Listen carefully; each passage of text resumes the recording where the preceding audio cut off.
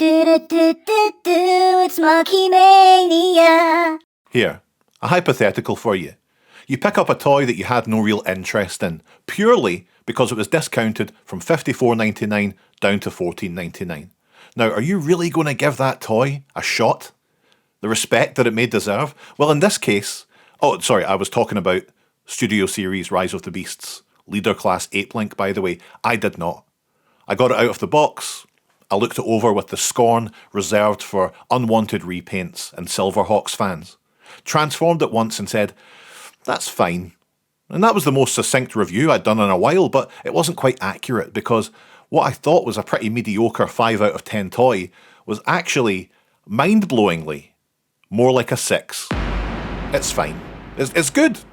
Apelinq here is a retool and recolour of the Studio Series Rise of the Beasts Optimus Primal, a toy I didn't get despite my love for the character because honestly, it didn't look that great. It was 55 quid, and I just bought another 19 other versions of the character in the run-up to the movie coming out. So what chance did Apelinq even have? A character that was in the film for what, 90 seconds?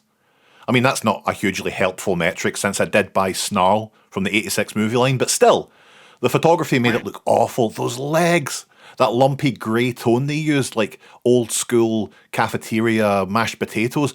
No thanks. But for 14 quid, alright.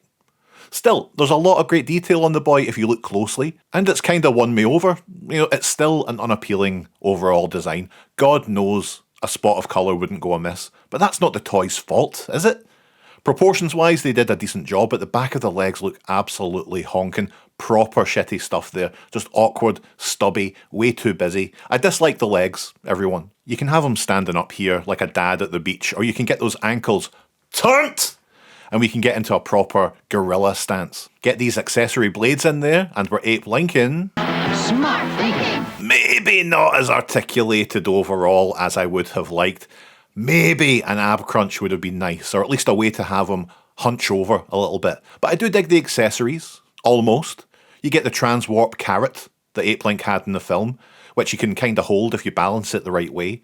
And then these two scythe weapons, which can actually be stuck into the hands, or connected with these odd metallic chains, and yeah, that's pretty good.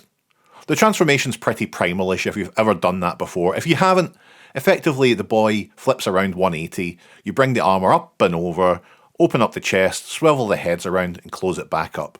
The legs are fairly easy despite looking so complex, you're just really stretching them out like so and trading monkey feet for robot feet. The arms are so odd though because, and I usually think this in primal figures, you could save a lot of silly bother by just having the same arms. Arms are arms, you know? There's this fancy mechanism for swapping out the gorilla hands for the robot hands. Honestly, is it worth the hassle? Not in the slightest. I mean, I'll do it. To avoid the comments that I've transformed them wrong, I'll still get those anyway. But in the robot mode, hey, that's more like it, isn't it? You know, I get a better sense of the character here, and indeed myself, if I'm honest. Obviously, the leg articulation takes a big leap in this mode, and I do love that puny head on the gargantuan body. I do like having the scythes on the back here. I think that's an interesting visual differentiation from Primal.